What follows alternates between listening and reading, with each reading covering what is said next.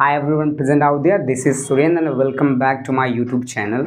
आज हम लोग ना बेसिक्स ऑफ इंग्लिश के दूसरे पावदान पर एंट्री कर चुके हैं। ये दूसरा वीडियो आपके लिए मैंने अवेलेबल करवाया है और पहले वीडियो में हमने ये सीखा कि इंग्लिश जो होता है उसमें अल्फ़ाबेट कितने होते हैं और लेटर्स कितने होते हैं, IPA क्या होता है, इंटरनेशनल फोनेटिक अल्फ़ाबेट क्या होता है। तो in the last video, in the previous video we came to know that there is only one alphabet English language. English language में एक ही अल्फ़ाबेट होता है and that is on the basis of letters. Letters के basis पर एक alphabet होता है और साउंड्स के बेस पर भी एक अल्फ़ाबेट होता है। ऐसा नहीं कि लेटर के बेसिस पर 26 एंड ऑल दैट होते हैं।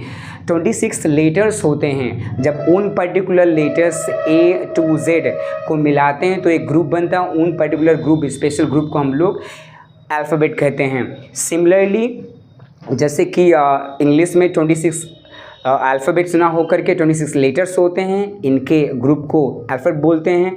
वैसे इंग्लिश में देयर आर 44 साउंड्स, 44 साउंड्स भी होते हैं और इन 44 साउंड्स के ग्रुप को क्या बोलते हैं, IPA बोलते हैं, इंटरनेशनल फोनेटिक अल्फ़ाबेट बोलते हैं। 24 consonant sounds and 20 vowel sound होते हैं। ये चीज़ें हमने सीखा अपने लास्ट वीडियो में। आज उससे थोड़ा ज़्यादा सीखने की कोशिश करते हैं। ये तो हो चुका है अल्फ़ाबेट, ओके। अब आते हैं word, sentence, phrase and clause. ये बेसिक चीज़ें होती हैं, ठीक है। ये इंग्लिश लैंग्वेज को जब भी हम पढ़ना लिखना स्टार्ट करते हैं तो इनके बारे में जानना बहुत ही क्रूशल है, बहुत ही इंपॉर्टेंट है, ठीक है। तो चलिए वन बाय वन करके डिस्कस करते हैं कि वर्ड क्या होता है, सेंटेंस, फ्रेज एंड लास्ट में क्लॉज क्या होता है, ठीक है। तो वर्ड क्या होता है, यहाँ पे मैंने डिफिनीशन लिखी है। जिस किसी को भी ना प्रॉपर नोट्स तैयार करना है वो इसके थ्रू कर सकता है। तो देखिए यहाँ पर वर्ड मैंने लिखा है और वर्ड की डिफिनीशन क्या है। द प्रॉपर का मतलब क्या है, मीनिंगफुल, जिसका कोई ना अर्थ या सेंस निकले। द प्रॉपर या मीनिंगफुल अरेंजमेंट का मतलब यहाँ कंसीडर कर सकते हैं आप ग्रुप से, ठीक है। द प्रॉपर और meaningful arrangement of letters is called word. इसका मतलब क्या होता है, अ group of letters that is meaningful is called a word.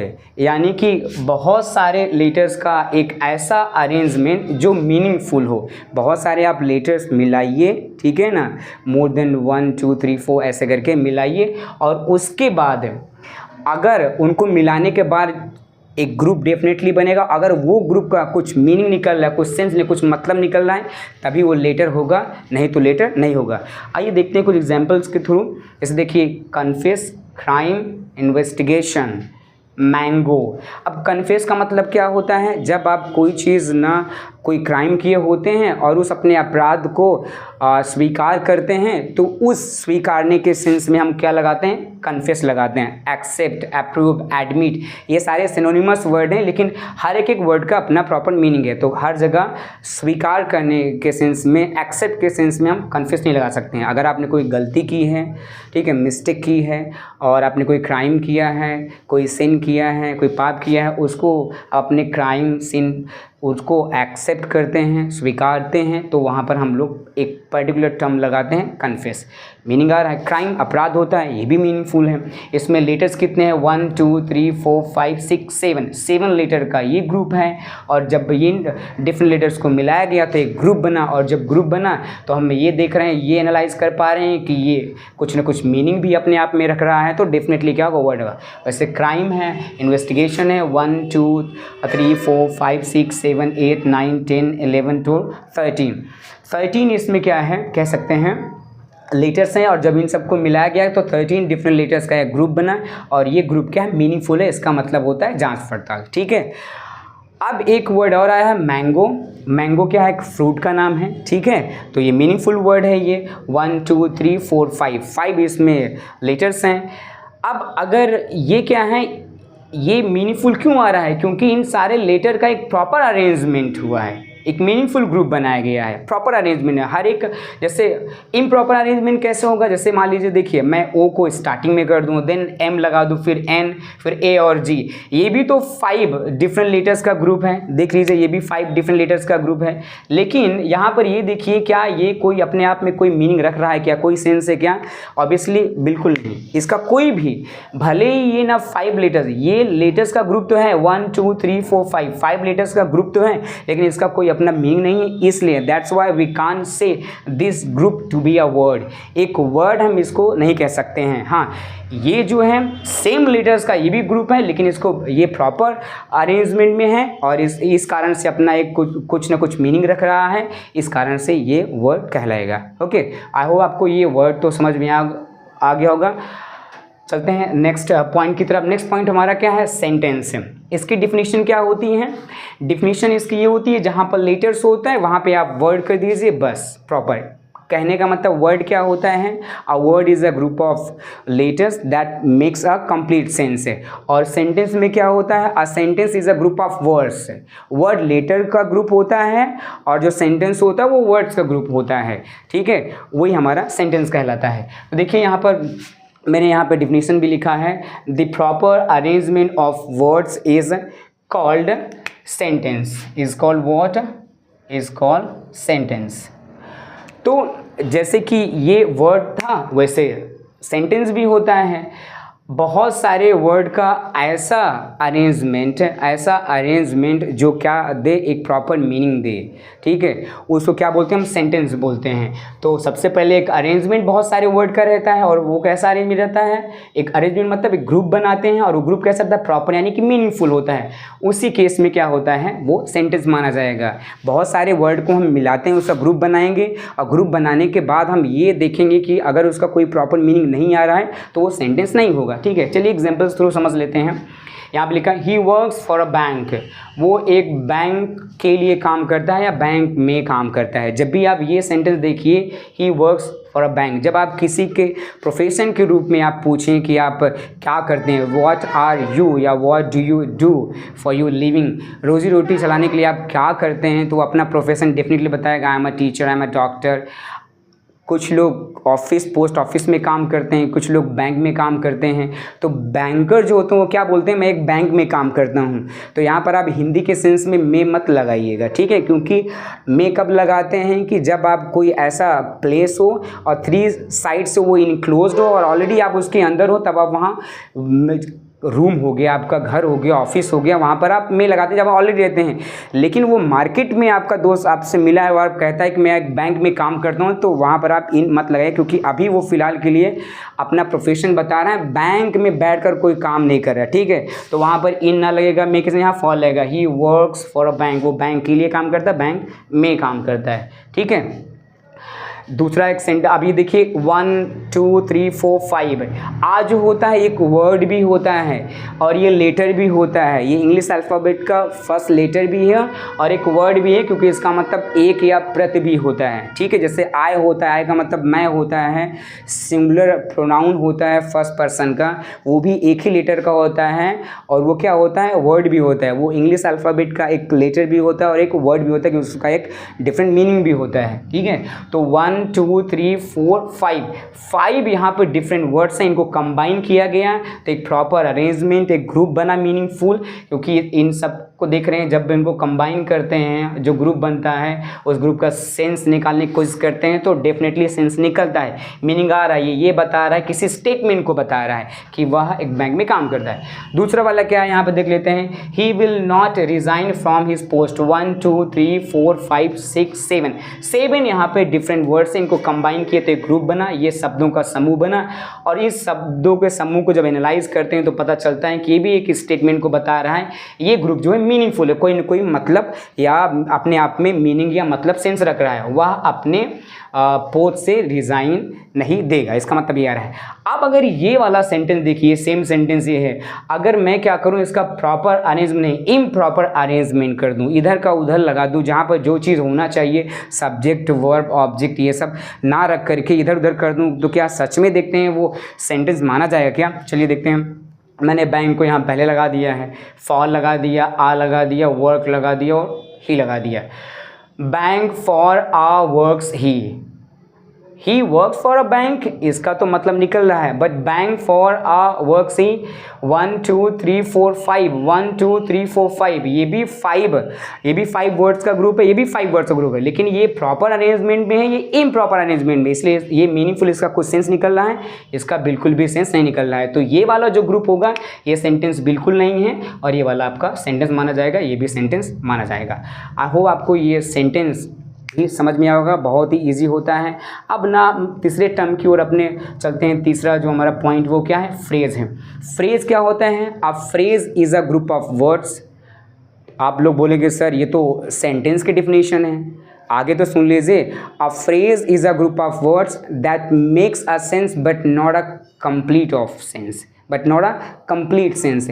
ये मीनिंग तो निकलता है लेकिन इसका कंप्लीट मीनिंग नहीं निकलता है, कंप्लीट सेंस इसका नहीं निकलता है। क्यों? कंप्लीट सेंस किसका निकलता है? एक सेंटेंस का निकलता है जिसमें सब्जेक्ट होना चाहिए और उसका क्या हो, उसकी वर्ब होनी चाहिए, और वर्ब अगर ट्रांजिटिव है, सकर्मक क्रिया है, तो अपना ऑब्जेक्ट भी ले सकती है और भी वर्ड्स आ सकते हैं। बट कोई भी ग्रुप ऑफ वर्ड्स तभी मीनिंगफुल होगा जब उसका पर्टिकुलर सब्जेक्ट हो और उसका क्या हो, वर्ब हो। और ये किस में होता है? ये सेंटेंस में ही होता है। फ्रेज में क्या होता है?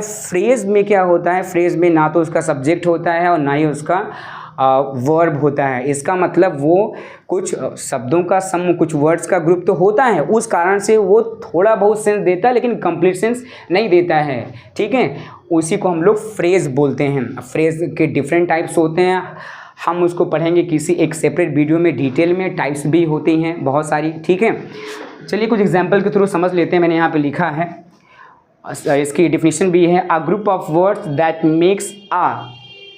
Makes a sense but not a complete sense. एक ऐसा ये वर्ड यानी शब्दों का ग्रुप है जो मीनिंगफुल थोड़ा बहुत तो है, जिसका मतलब तो थोड़ा बहुत निकलता है लेकिन कंप्लीट नहीं निकलता है। कंप्लीट किसका निकलता है? सेंटेंस का निकलता है। और सेंटेंस क्यों निकलता है? क्योंकि देखिए, फॉर अ बैंक, ये फॉर अ बैंक जो दिख रहा है ये क्या है? एक फ्रेज है। फॉर अ बैंक से भी क्या होता है, कुछ सेंस निकल रहा है लेकिन कंप्लीट नहीं निकल रहा। अगर इतने से कहा जाए ही वर्क, सब्जेक्ट और उसका वर्ब लगा देते हैं और फ्रेज को भी लगा देते हैं तो पूरा कंप्लीट सेंस निकल जाता है। यानी सेंटेंस का ही एक कंप्लीट सेंस निकलता है, क्योंकि उसमें क्या होता है, सब्जेक्ट और उसका वर्ब होता है, फ्रेज में नहीं होता है, इसलिए थोड़ा बहुत सेंस निकलता है, पूरा नहीं निकलता है। कुछ एग्जांपल मैंने लिखा है, आप इससे थोड़ा बहुत समझने की कोशिश कर सकते हैं। जैसे कि एन अनआइडेंटिफाइड फ्लाइंग ऑब्जेक्ट है। अब 1 2 3 4 वर्ड्स तो हैं इसमें डिफरेंट, लेकिन इसमें सब्जेक्ट नहीं है और ना इसका वर्ब है। फिर भी देखते हैं क्या, दूसरा देखते हैं एट द कॉर्नर, इसमें भी सब्जेक्ट वर्ब नहीं है। हैज़ बीन प्लेइंग, इसमें भी सब्जेक्ट और उसका सब्जेक्ट नहीं है, वर्ब तो है लेकिन सब्जेक्ट नहीं है। ठीक है, चलिए देखते हैं इनका कुछ मीनिंग भी निकल रहा है कि नहीं निकलना है। एन अनआइडेंटिफाइड मतलब जिसको पहचाना ना गया हो, अपरिचित जिसको बोल सकते हैं। फ्लाइंग मतलब उड़ता हुआ, ऑब्जेक्ट मतलब कोई वस्तु, कोई चीज़, कोई पात्र। जैसे बचपन में हम लोग दादी नानी की कहानियाँ सुनते थे तो उसमें कहते हैं ना कि उड़न खटोला जैसा एक वर्ड या टर्म आती थी, तो उसी का आप हिंदी मीनिंग निकाल सकते हैं इसमें। ठीक है, एन अनआइडेंटिफाइड फ्लाइंग ऑब्जेक्ट, ये एक ऐसा उड़ता हुआ ऑब्जेक्ट जो क्या है, जो अपरिचित है, मीन्स जिसके बारे में कोई जानता नहीं है। ठीक है, तो अनआइडेंटिफाइड फ्लाइंग ऑब्जेक्ट को क्या बोलते हैं? उड़न तस्त्री बोलते हैं। ये सारे के सारे वर्ड मिलके क्या कर रहे हैं, एक ग्रुप बना रहे हैं, और उस ग्रुप का एक हल्का सा मीनिंग तो है, पूरा कंप्लीट नहीं आ रहा है बट थोड़ा तो मीनिंग आ रहा है। एक वर्ड को रिप्रेजेंट कर रहे हैं, एक नाउन को रिप्रेजेंट कर रहे हैं। अगर जो फ्रेज कोई है, बहुत सारे वर्ड मिले हैं तो डेफिनेटली फ्रेज होंगे, अगर सब्जेक्ट और उसका वर्ब नहीं है।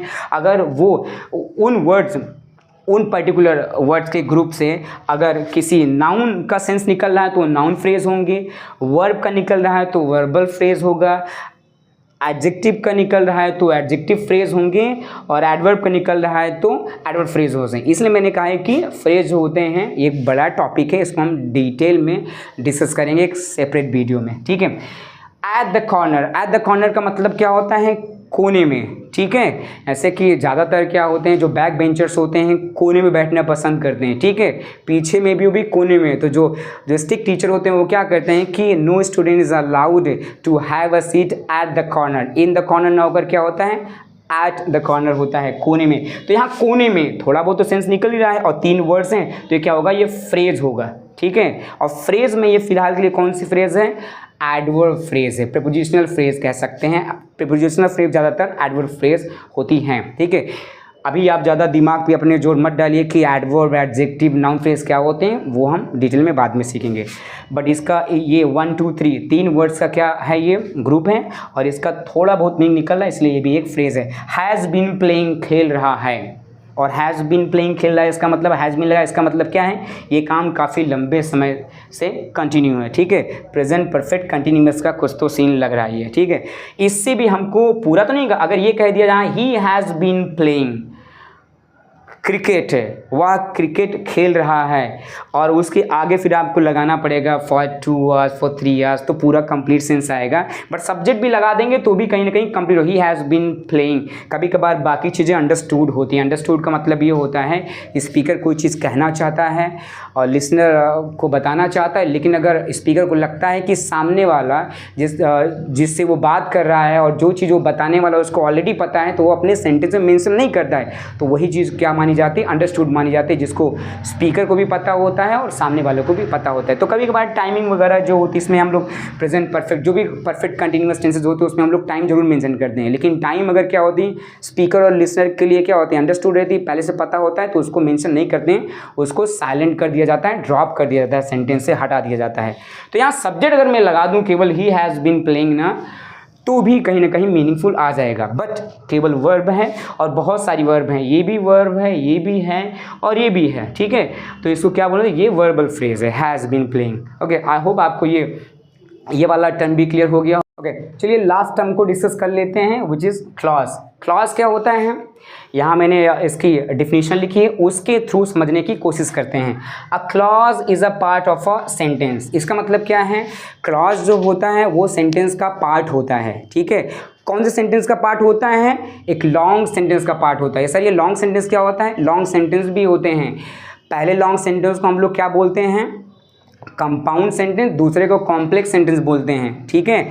ये क्या होते हैं, इसमें कई सारे छोटे छोटे, एक मेन सेंटेंस होता है, उसके बाद कई सारे छोटे छोटे सेंटेंस जो होते हैं मिल करके वो पूरा एक लॉन्ग सेंटेंस बनाते हैं, ठीक है। उसी को हम लोग क्या कह सकते हैं, कंपाउंड या तो कॉम्प्लेक्स बोल सकते हैं। तो उसी सेंटेंस, उसी लॉन्ग सेंटेंस का क्या होता है, एक ये पार्ट होता है, ठीक है। A clause is a part of a sentence. कौन सा सेंटेंस, अ लॉन्ग सेंटेंस है, कंपाउंड या तो कॉम्प्लेक्स सेंटेंस का, ठीक है। आगे क्या दिया, it includes a subject and a verb. अब क्या होता है, ये जो ये क्या होता है, एक लॉन्ग सेंटेंस का पार्ट होता है और इसमें क्या शामिल होता है, इसका अपना सब्जेक्ट भी होता है और क्या होता है, इसका अपना वर्ब भी होता है। अब सर बोलोगे कि, आप लोग बोलेंगे सर ये तो सेंटेंस की डिफिनीशन हो गई, सेंटेंस का अपना सब्जेक्ट होता है और क्या होता है, उसकी वर्ब होती है। यस, ये खुद में अपने आप में एक सेंटेंस होता है, आगे लिखा भी गया है, it means that is a sentence itself. ये अपने आप में खुद एक सेंटेंस होता है, बट ये क्या होता है, ये बड़े से सेंटेंस का क्या होता है, एक छोटा सा पार्ट होता है, वो अपने आप में खुद सेंटेंस होता है, ठीक है। चलिए इसको ना हम कुछ एग्जांपल के थ्रू समझने की कोशिश करते हैं। जैसे देखिए, he is poor but he is happy. अब देखिए यहाँ से लेकर यहाँ तक, यहाँ से लेकर यहाँ तक खुद ये क्या है, सब्जेक्ट है, वर्ब है और इसका एक ये अदर टर्म है, यानी कॉम्प्लीमेंट है। कॉम्प्लीमेंट क्या होता है, will discuss in the next video. यहाँ तक ये आपका क्या हो गया, सब्जेक्ट, और यहाँ से लेकर देखिए ये सब्जेक्ट, फिर स्टार्ट, यहाँ से लेकर ये सेंटेंस, ये भी सेंटेंस है, ये भी सेंटेंस है, लेकिन पूरा सेंटेंस कहाँ है, जहाँ पे फुल स्टॉप होगा, फुल स्टॉप लास्ट में लगा हुआ है। इसका मतलब यहाँ से लेकर यहाँ तक ये पूरा एक कंप्लीट सेंटेंस है और ये लॉन्ग सेंटेंस है। अब इसी लॉन्ग सेंटेंस में एक पार्ट ये आया हुआ, एक पार्ट ये आया हुआ है, ठीक है ना। तो ये भी एक क्लॉज है और ये भी एक क्लॉज है, ठीक है। और ये क्या है, आपका कंजंक्शन है, और कंजंक्शन से पहले जो क्लॉज आएगा उसको प्रिंसिपल क्लॉज, और उसके बाद में जो आता है वो आपका कौन सा हो सकता है, या तो वो आपका कोऑर्डिनेट क्लॉज हो सकता है या तो वो सबऑर्डिनेट क्लॉज होता है, डिपेंडिंग ऑन द कनेक्टर या कंजंक्शन। डिपेंड करता है कि वो किस टाइप का आपका कंजंक्शन है, ठीक है। फिलहाल के लिए ये जो आपका कंजंक्शन क्या है, ये कोऑर्डिनेट कंजंक्शन है, इसलिए कोऑर्डिनेट क्लॉज होगा और ये आपका principal clause. Moving to the next one, अगले में आते हैं। I do not know where C lives. पहले ही बता दे रहा हूँ कि ये WH क्वेश्चन वर्ड जो है ये आपका यहाँ पर क्वेश्चन पूछने के तौर पर यूज़ नहीं किया गया है, ठीक है। ये यहाँ पर आपका क्वेश्चन वर्ड नहीं है, इंट्रागेटिव वर्ड नहीं है, ये यहाँ पर कंजंक्शन की तरह यूज़ किया गया है। सारे के सारे WH क्वेश्चन वर्ड जो होते हैं who, whom, whose, when, where, why and all that, ये सारे यूज़ किए जाते हैं कंजंक्शन की तरह भी यूज़ किए जाते हैं। और कौन से कैटेगरी में आते हैं? ये सब ऑर्डिनेटिंग कंजंक्शन की कैटेगरी में आते हैं। और सब ऑर्डिनेटिंग कंजंक्शन के बाद जो सेंटेंस आता है उसको क्या बोलते हैं हम लोग? कौन सा क्लास होता है? वो सब ऑर्डिनेट क्लास होता है। कौन सा क्लास होता है? सब ऑर्डिनेट क्लास होता है। यहाँ पर ये कोऑर्डिनेटिंग कंजंक्शन, कोऑर्डिनेट क्लास, सब ऑर्डिनेटिंग कंजंक्शन, सब ऑर्डिनेट क्लास। लेकिन कंजंक्शन के पहले कौन सा क्लॉज आता है? हमेशा मेन क्लॉज, प्रिंसिपल क्लॉज आता है। Main clause, main clause. देखिए अपने आप में ये खुद एक सेंटेंस है, सब्जेक्ट है, इसकी वर्ब है, ठीक है। सब्जेक्ट है, वर्ब है, खुद अपने आप में एक सेंटेंस है। लेकिन पूरा सेंटेंस कहाँ फिनिश हो रहा है? यहाँ पर। ये दोनों क्या है? ये बड़ा सेंटेंस है, ठीक है ना। लॉन्ग सेंटेंस, लॉन्ग सेंटेंस मैंने कौन कौन सा बताया था? लॉन्ग सेंटेंस आपका कौन सा होगा? एक कंपाउंड होगा, पहला वाला कंपाउंड है, दूसरा वाला कॉम्प्लेक्स है, ठीक है। चलिए लास्ट एग्जाम्पल पे आते हैं। The boy who stood first in the class is my brother. अब देखिए ये वाला जो क्लॉज है, who stood first in the clause, ये भी एक सेंटेंस है। यहाँ पर हु सब्जेक्ट है, ठीक है, स्टूड वर्ब है, बाकी ये अदर वर्ड्स हैं, ठीक है। इन द क्लास तो वैसे क्या है, अभी जस्ट मैंने बताया था क्या है, जैसे एट द कॉर्नर वैसे इन द क्लास, ये एक फ्रेज है। Class is my brother. अब ये जो इज लगा गया, ये क्लास वर्ड नहीं लगा हुआ, ये यहाँ the boy is my brother, लड़का मेरा भाई है। और ये जो क्लॉज है who stood first in the class, ये पूरा का पूरा सेंटेंस है।